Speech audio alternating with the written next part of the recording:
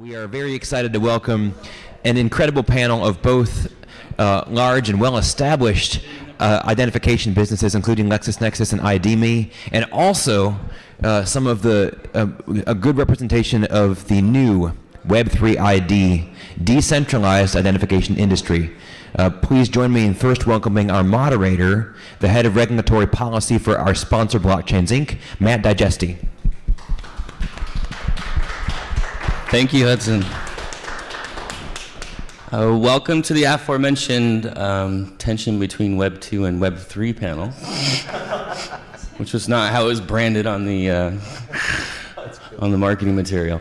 But we're really excited to be here. Thank you. My name is Matt Digesti. I do regulatory policy for Blockchains Inc., and we are a founding member of the Web3 ID Coalition. So please, I would love to talk to you after this is over and connect and learn more about what all of you do. So we have an exciting panel today, and before we get started, I would like to let them do a quick intro of who they are and what cool stuff they're working on. So ladies first, Kim, please. I'm introducing myself. Yes. Hi, I'm Kim Sutherland. I'm Vice President of Fraud and Identity Market Strategy for LexisNexis Risk Solutions, based in Alpharetta, Georgia, and have been in LexisNexis for the last 16 years. We focus on trying to help our customers, which are everything from commercial organizations to government agencies, deal with verification, authentication, and fraud risk decisioning throughout the customer journey. Ben, how about you? And then we'll take it this way. Perfect. My name is Ben Crockett. I'm a product manager at Trinsic. Trinsic provides infrastructure for companies trying to build decentralized technology. It's a complicated technology, and we help decrease the build time from months to years all the way down to weeks or days. And really excited to work with lots of people who are adopting this technology. I guess I'll go next. Phillip Shoemaker, Executive Director of Identity.com. We build a system to bring off-chain credentials and put them on-chain using a variety of blockchains. Before this, I built and ran the App Store for Apple, and in doing so, I fell in love with identity because we found that we didn't know who any of our developers were, and if they did bad stuff, we would terminate them, and they'd resurrect in a matter of minutes. So for me, this was one of those things that I really wanted to focus on after I left that company. And hi everyone, Jon VanderPlas, Counsel in Government Affairs for ID.me, based nearby here in Tysons Corner, Virginia, with our other offices located in Tampa, Florida. At ID.me, we provide a portable digital identity, taking some of the friction out of Americans' interactions with their government, enabling users to verify their identity one time and then be able to reuse that identity credential over and over again across government programs and in the commercial sector as well. With my own background coming from the Marine Corps, some time in the House, Senate, and as Chief of Staff of the Veterans Employment and Training Service, I can say I'm very lucky to join the team at ID.me where our policy priorities align with the policy interests of both parties in Congress, providing a portable identity that puts users in control of their data, never sharing a user's data without their very clear and explicit consent, absolutely never selling a user's data, trading a user's data, or leasing a user's data. Outside of the privacy policies, we also provide a very secure credential, aligning with the government's highest cybersecurity standards and enabling agencies to comply with their FISMA requirements, the Federal Information Security Modernization Act requirements, to apply NIST guidelines to federal information systems. It's a pleasure to be here today and look forward to this discussion. Thank you. So I'd like to start with a policy that's really important and one that's been gaining traction in DC, and that's consumer choice. And with digital identity and with emerging technologies and different ways to deliver digital identity, why is consumer choice so important to the ecosystem? I'd love to start. Please. So for me, choice is really important for consumers in the government space. Well, let me start on the commercial side. On the commercial side, if I don't like what is being presented to me, I get to walk. I can go to a different bank, a different retailer, I don't have that choice when I have to pay a fee at a government agency. I have to go through whatever processes they give me. So I don't get to go to a different agency and say, okay, I'll pay it over here instead. So I think that giving choice so that you can address the needs of as many people as possible in the safest manner is a requirement for government agencies, not even an option. And I'd love to jump in here next because this is one of my favorite policy topics to advocate for. President Obama had what was called the National Strategy for Trusted Identities in Cyberspace, which sought to spur this competitive marketplace of digital identities, digital identity providers. And it was great this year to see the House Appropriations Committee really push that policy forward in directing GSA to promote government-wide policy of choice at login. When you're online and you're purchasing something, you can use your Visa, your MasterCard, American Express. Well, when you're logging into a government agency, it should be very similar, where you could use your ID.me, potentially login.gov. Maybe other companies get there, like Clear or Apple with their mobile driver's licenses. We believe in choice at login so that users, just like Kim was saying, so that users are comfortable with what they're using, and to invite constant competition, not just once every federal acquisition cycle, but around the clock as these identity providers compete with each other to be the user's choice at login, which will inevitably lead to better security, better privacy policies, better accessibility, and the like. Yeah, man, I totally agree with that. To me, having customer choice, having the ability to choose which identity verification solution or login solution that you want.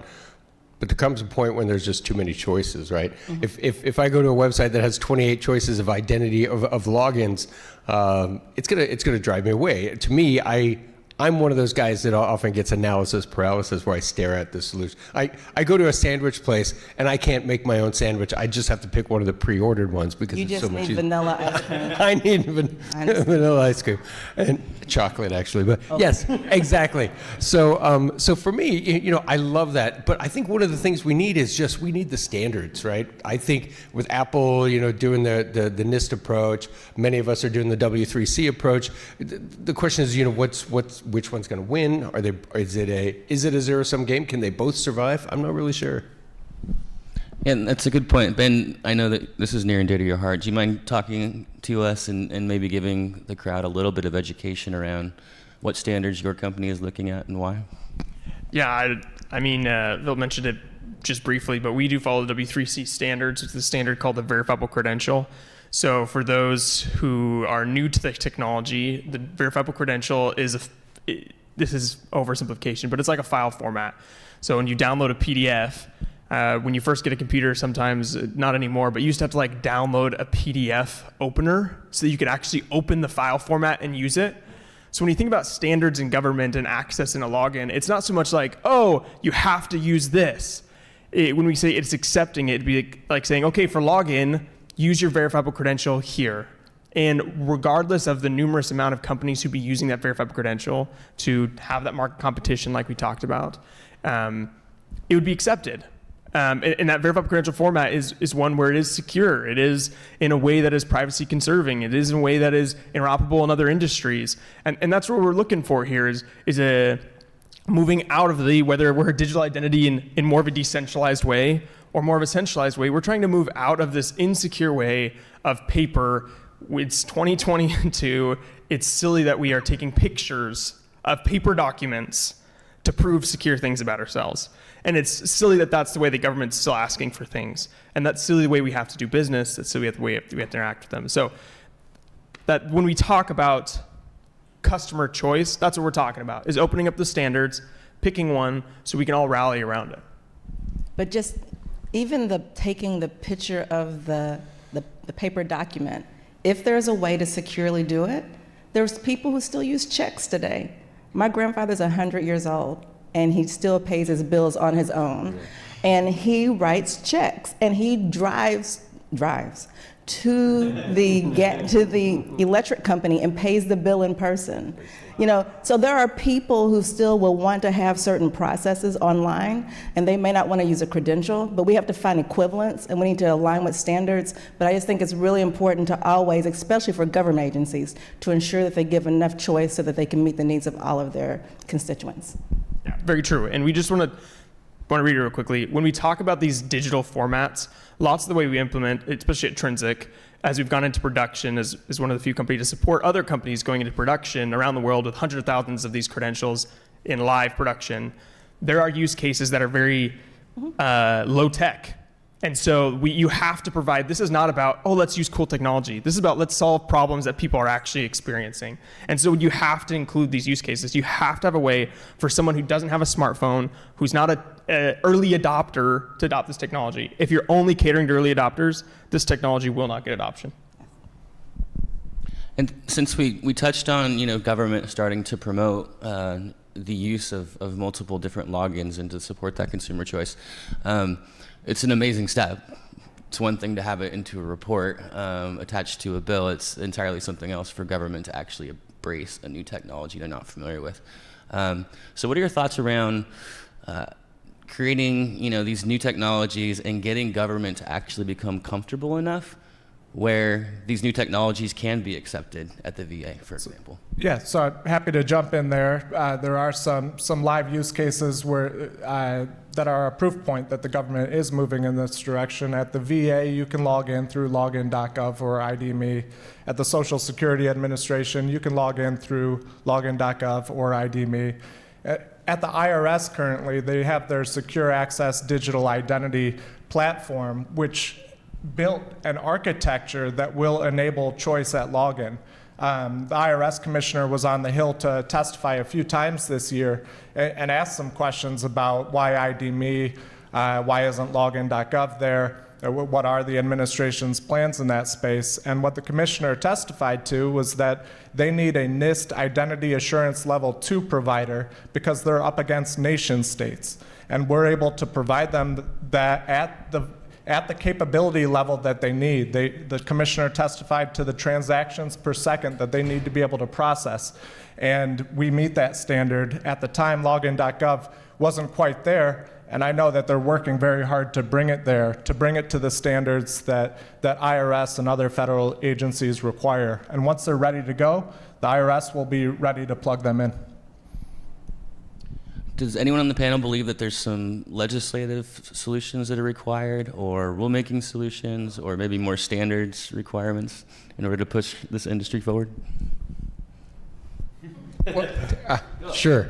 I have a few, but the one that jumps out to me right now, thinking about centralized identity solutions, is one of security, right? I think one of the issues, I've been hacked, I've been SIM swapped, I purchased my identity off the dark web in 2016. So people use that information to track me down, go to my house, things like that, back when I was at the App Store. So for me, I'm really worried about my identity or everybody's identity out there in a centralized database that hackers can get access to. So for me, I think there's legislation that needs to be around something along the lines of Internet of Dangerous Things. It's a concept that I've been just embracing, because things that are dangerous, things like the nuclear power plants and things like that, obviously we need to secure those extremely well, and for the most part they are. They use an EAL 6+ access level. It makes it very difficult to hack into these things. They've been proven unhackable. That's the kind of stuff I want to be wrapped around my data that's stored in a centralized database, right? I'm in ID.me. I'm in a lot of these things. I'd love that data to be protected in a way from the OS that they're running all the way to the way that information is accessed by the system. It has to be in an extremely secure way, and I think we need laws that say these type of things need to be protected at the highest level, like in EAL 6+. For me, I think also the thing that's important is verifying at the time when you open an account is not enough. authentication, each time you re-access your account, that's great. But what's really important is also looking at risk signals throughout that relationship to see if things have changed, to see if there has been a compromise that I am not aware of as the consumer, and being able to have those risk signals brought in a way that can be done in a near real-time manner. So that way, if we see an email address being tied to 52 different individuals, that's really important to know, and if the agency doesn't know that, or the commercial organization doesn't know that, they can't assume that it's safe what they're doing. And couldn't be in more agreement with both of you that, and it's often a balancing act that agencies are up against, wanting the most secure standards that they can to prevent fraud, while still wanting to enable that accessibility that so many Americans need as they're trying to access their government services. One of the things that we are most proud about, and again that the IRS commissioner testified to, is that we've nearly doubled access rates from the IRS's previous identity provider. So we've brought government resources to twice as many people as that previous provider could. And we're doing that across government with all of our government partners. With one demographic, we've brought their access gains more than 6 times, more than 600% what the previous provider was providing with them. We're bringing access to the most underserved populations in America that have struggled with the digital divide. And while we faced a significant amount of scrutiny this year as we're a new company providing a new service, it's been fortunate that we've been able to answer the tough questions because we have such a strong story to tell as we're a market leader in this space. I'll just touch back to the original, go back to the question about adoption, essentially. How do we get adoption? In the decentralized identity space, this is going to happen in very generalized in one of 2 ways. There's either going to be commercial level instigations. So you have a bunch of small companies who are saying, yes, we want this, and they start to have credentials. And so larger companies are going to say, okay, I see value here. Let's bring them in. Let's also adopt this credential. Or you're going to see large organizations, whether enterprises or government, who says yes to the credential, and then everybody else conforms. It's very similar if you think about credit cards. If you had a credit card but nobody had a place to swipe a credit card, you probably couldn't convince your friend also to get a credit card. They don't have a use, right? But there's this paradigm of adoption that is existing, and what we're seeing is centralized parties who can have a complete end-to-end solution often are easier to adopt, right? Because they have a solution they can just replace. They can swap into a digital identity. For decentralized identity, we have something called a trust triangle. Somebody threw out that word earlier. I'll take 20 seconds to explain it. A trust triangle involves an issuer, a holder, and a verifier. The issuer issues a credential and generally needs to be some form of authoritative body, government, big business, banks, you name it. A holder is the person who holds a credential. That can either be an end user like me and you, or it could be an organization who needs to prove something about themselves. Like if you're about to send money to a bank, you want to know they're actually the bank you're sending the right money to. And a verifier is somebody who needs to verify the information. And these roles are not static. They can be very dynamic, right? If I want to verify something about one of you in the audience, I could do that. That technology allows it. But these roles and what adoption is needed at each to incentivize these people to come in is very distinct. And I just want to reiterate, we want these levels of adoption. If we stick to where these only like the crypto nuts are doing this, we will never get adoption. And we don't want that. We want this to be as easy as like Apple Pay. We want this to be so easy that like 1,000,000 times easier than FAFSA, right? I don't know if you read Nudge, but the easier you make it, the more adoption we have, the better the outcomes are for civilization and in our nation, but the world in general. So the adoption, at least for Trinsic, and I think for all of us, is the focal point. Mm-hmm. Any thoughts, Phillip? Yeah, I totally agree, and thanks for doing the trust triangle thing. That's always helpful. For me, Web3, right, I think we're in an interesting position with time in Web3 with FTX collapse, the Terra Luna collapse before that, et cetera, et cetera. I mean, it's given us a real black eye in the crypto world. And whenever you talk about Web3 or decentralized identity, you always get mixed in with the crypto thing. And I think that's one of the big issues that we're having right now. And I think a lot of the stuff that went on with FTX and these other guys, look, regulations could help.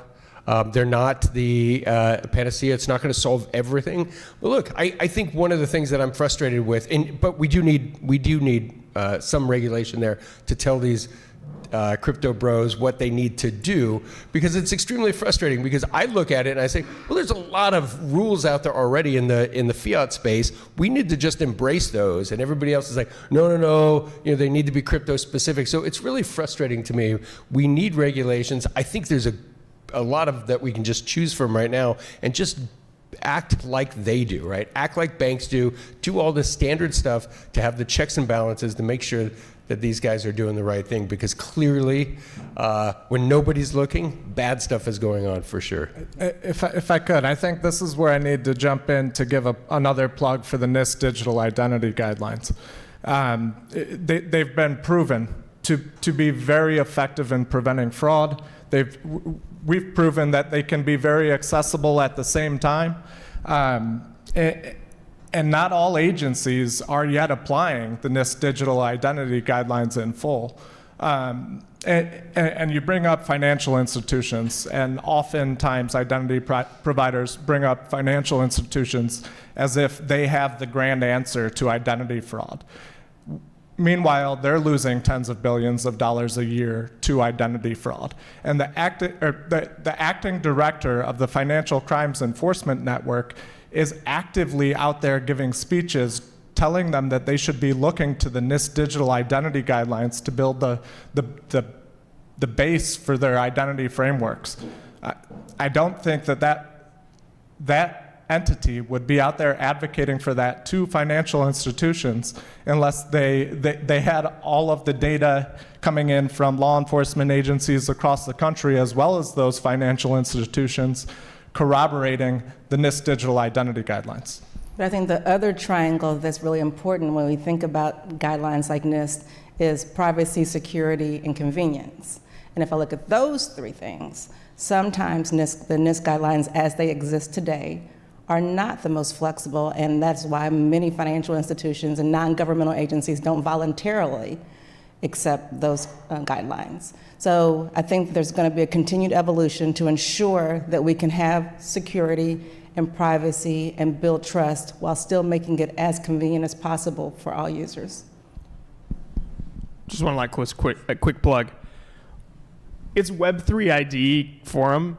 I don't know how many of you are aware. They debated about the name for a long time because especially on this side, we use ledgers. For those of you know, ledger is on a blockchain typically, and it's basically like, if you had like a bulletin board in your city hall that anybody could go throw things up on, it's like that, but it's permanent and it's everywhere and you can access it from anywhere.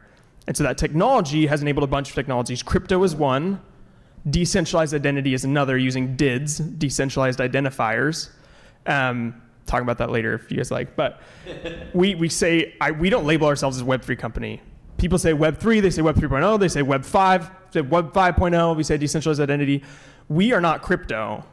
We are using a similar technology to solve a real problem that people are experiencing in every single industry, across every single vertical, whether you're a massive company or a tiny startup. And we've worked with both. And so I think, especially on the public sector, recognize that as FTX has its collapse, as they go through a bunch of things, there's reasons behind how they use the technology. Those lessons can transfer into identity, but we are not the same industry as crypto.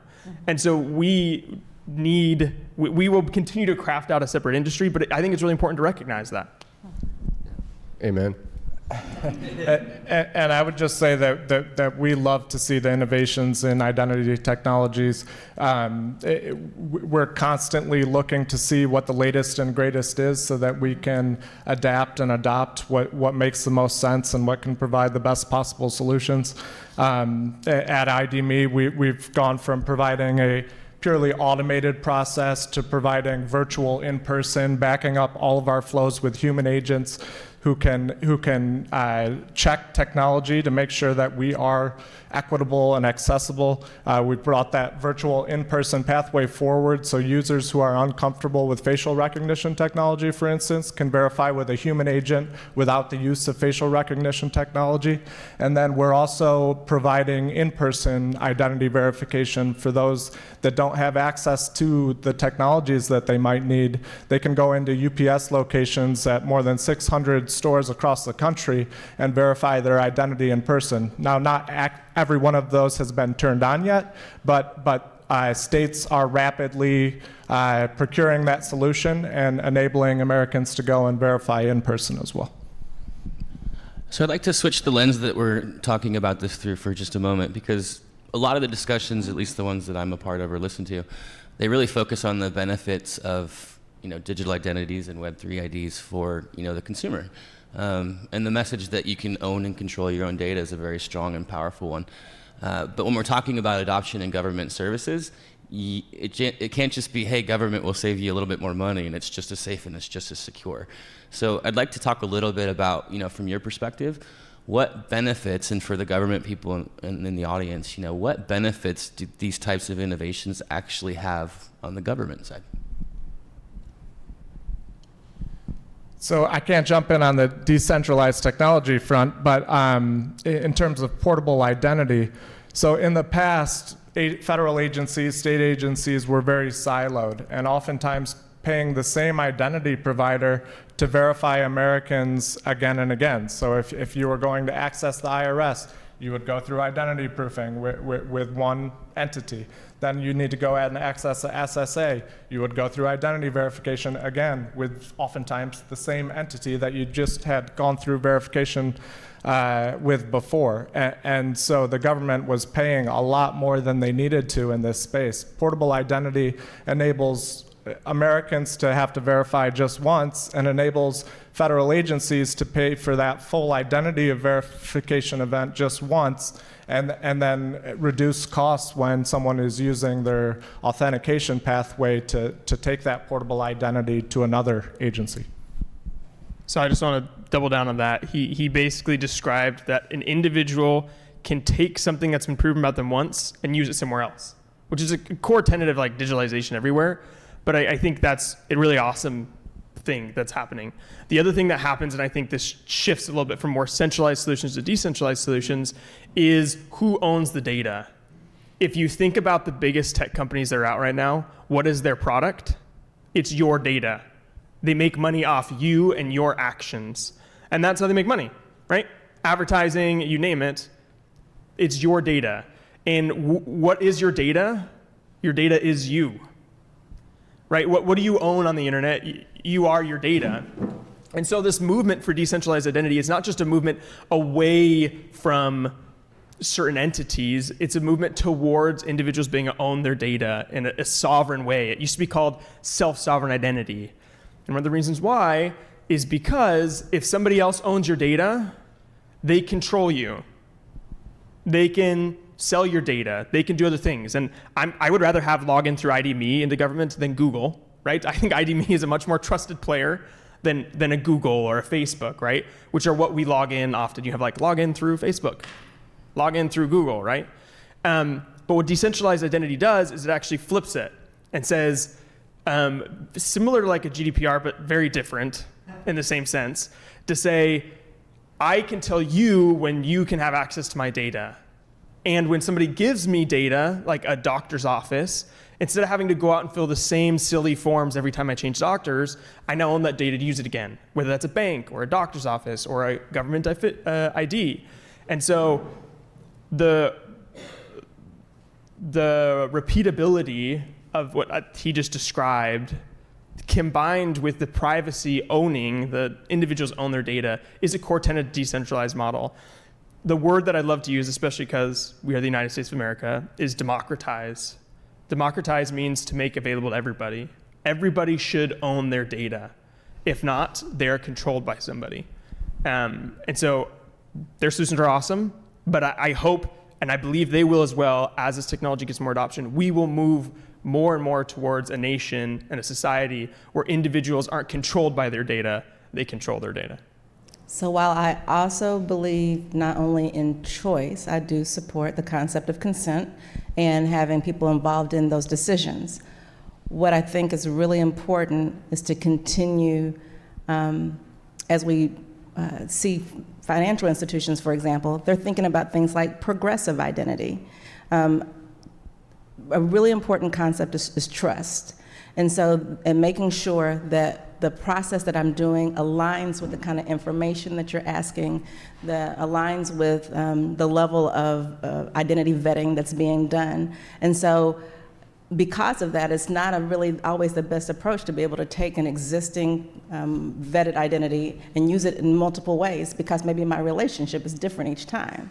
So what we have started to see is this interest in really trying to make things risk appropriate and verifying only what needs to be verified at the time of that relationship. And as the relationship expands, then you verify more, or you add, you strengthen that relationship, and it becomes a walk with that consumer or that citizen versus having to do a heavy verification at the very beginning. On the privacy protection front, I just would want to point out IDME's strong support for privacy legislation. We're huge advocates and supporters of the federal privacy legislation that moved out of House Energy and Commerce Committee this year. We're advocates for privacy legislation to move in the states while the federal government works through things. We would love to see all of that enshrined into law so that it's less of us telling folks what is so fundamental to our company, and much easier to say, of course we comply with the law, it's the law. And we just want to see movement away from data aggregators that are collecting personal information on all of us without our consent, without our knowledge, and then selling it to anyone that wants to buy access to our personal information. It's hard to believe how much that goes on today. Yeah, I think there's been, we've heard a lot of really powerful things here earlier today with regards to the bank, et cetera. But one of the interesting things about this panel, it was kind of like branded as centralized versus decentralized, and there'd be a lot of controversy. But what we're hearing is that there's a lot of similarities. There's a lot of goals that we all share. And for me, if you look at if you ask me why decentralized, why am I a big fan of it? I look at the early internet. The early internet was built to be decentralized, right? I don't know if you know that. Before that, there were BBS systems that people hosted in their houses, and when you would go to these things, you were in their house, right? You were using someone else's solution. Made you maybe not want to enter your personal information on those machines because you have no idea who these people are. But it's the same way with Web 1. It's very decentralized. Web 2 became very centralized. It became mostly an Amazon, Google Cloud, things like that. And now everything's getting held together. These databases are being built up of your identity over and over and over. I use this idea. What California did in 2016 is they legalized cannabis. Now, what did that require when they did that? They said each one of these dispensaries needs to hold your identity. They need to scan your ID and store it on their database. I don't know how much you know about these guys, but I wouldn't trust my data with them. I mean, they might know how to grow and sell and things like that, but they don't know how to keep my data in a vault. And now multiply that by everybody, all these things in California over and over and over again at different companies as well. And to me, it makes things very, very scary. So that's what I love about decentralization is our goal is to eliminate these honeypots of information, right? They're called honeypots for a reason. Hackers are drawn to them to hack because by hacking one database, they get 1 million IDs they can steal. And that's scary. With decentralized identity, if you want to hack me, you have to steal my phone. You have to get through the encryption that Apple puts there, and then you have to put the encryption that we put on your keys, and then you have to break that encryption as well. I mean, it's not worth it for one person, believe me. And so the other thing the analogy I like to say is about disclosure of identity information is my daughter's 18 and she's going off to college, and when she goes to her first club or wherever she goes, she's going to pull out her ID like we do every single day to people, and we give them all of our information, just like that. right? They now have your address, they know your age, et cetera, but they only need to know one thing. Are you of legal age to go into this establishment? That's all they need to know. It's a thumbs up and a thumbs down, and correlate it with your picture to make sure you are the holder of the ID. That's all they need to know. They don't need to know your name, certainly don't need to know your actual birth date, and they don't need to know your address. And these are the kind of things that I see as the disclosure and other things for decentralization and decentralized identity is why it's so powerful. All right, Hudson's giving me the peace sign or 2 minutes. I'm not sure. 2 audience questions. 2 audience questions. We're going to do 2 audience questions. I don't want to step too hard on our incredible advocacy keynote speaker's time. And I want to ask each audience member to address their question to one panelist. Do you want? Okay. Yes. Hi, my name is Shekinah, lawyer in the Web3 space. My question was more around how do you think blockchain technology strengthens the GDPR regulation? And then, yes, when the heck are we going to see that type of regulation here? And what do you think, what's the pushback besides, I guess, the industry, but how can that happen? Okay, I'm gonna hop in real quick. First off, blockchains are immutable. You stick something on it, it never goes away. GDPR requires that you can delete personal information. So whenever somebody starts talking about putting your identity on the blockchain, they probably don't know what they're talking about if they're actually trying to put your identity on a blockchain.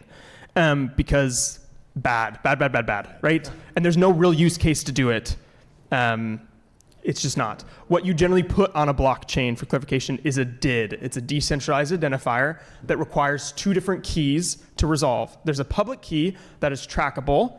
So when I go to, if I was at a club and trying to prove I'm over 21, and I give this card or whatever, and use verified credential, double click like Apple Pay, I show, they can track that DID back to, let's say, the US government. So they know it was a trusted issuer, but they don't need to know like even my information that's publicly available. So when we talk about giving privacy, and this back to the triangle that Kim mentioned, back to the privacy between security and adoptability and ease of use, or there was one other thing in there, but not a triangle then, but basically between security and ease of use, we're trying to find the best possible solution, and that's where decentralized identity comes in. Anybody else? Seeing nobody, please. Oh, we'll have to move the rest of the questions till after. Actually, let's go for it. Why don't we go for it? You might not want to do that. I usually have long questions. No. I'll keep it quick because I'm a fish out of water in this place. I'm not an IT person, but I deal with a very large database, and I deal with, and this is the important part when it comes to data security.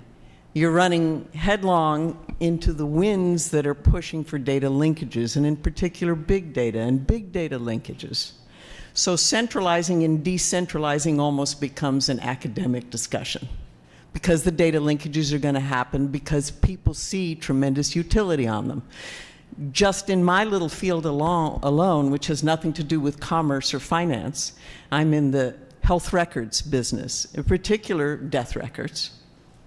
So, all of the people in this field, particularly all the researchers and investigators, are forever talking about the public good and the benefit of linking all these databases in order to be able to do the research to look for risk factors and potential predictors of various illnesses or causes of death, et cetera, et cetera.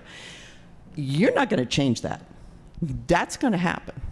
So the question is, you put enough data together, whether it's 10 variables, 100 variables, 10,000 variables, 100,000 variables, there's a computer out there somewhere that's going to say, oh, I know who that is. You know, that's Mary Smith who lives down the street 2 blocks over and 1 to the right.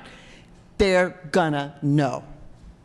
I don't know what you're gonna do to safeguard against that. Maybe you're gonna, I'm saying this sort of tongue in cheek, but maybe you'll have to chip everybody like you chip your dog.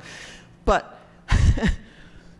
big data is gonna confound everything you're talking about. Everything. It is a data equivalent of a nuclear bomb. It's gonna destroy societies. I'm telling you. So I hate to double up real quick, so somebody cut me off if you have a better answer. You're hitting at really important things. right? If somebody has enough data on you, you input one, they can have correlation, they can probably track you down. But there are several things to help mitigate this. You talked about chipping.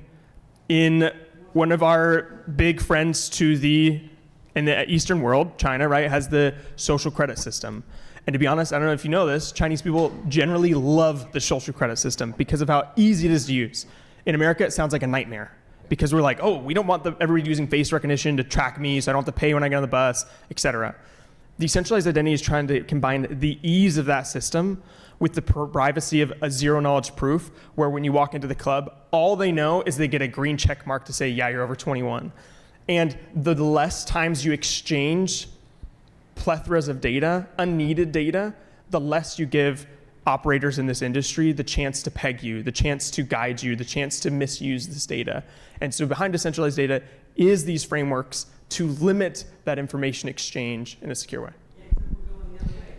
And I know we're out of time, but I'm just not a fan of absolute statements in any manner. Data linkages are actually important in certain situations, right? Yeah. Being able to have relationships we are not islands, right? We are communal. So being able to have relationship linkages, critically important. Being able to understand that this is my child, really important. Digital death and trying to make sure that I can have access to something when a loved one dies, critically important. Making sure that a realtor is not selling to their own relative over and over to scam the system, important. Identifying fraud rings, important. So data linkages is critical. Beautiful. I have a feeling this is going to continue after the panel. So round of applause for our panel members, please.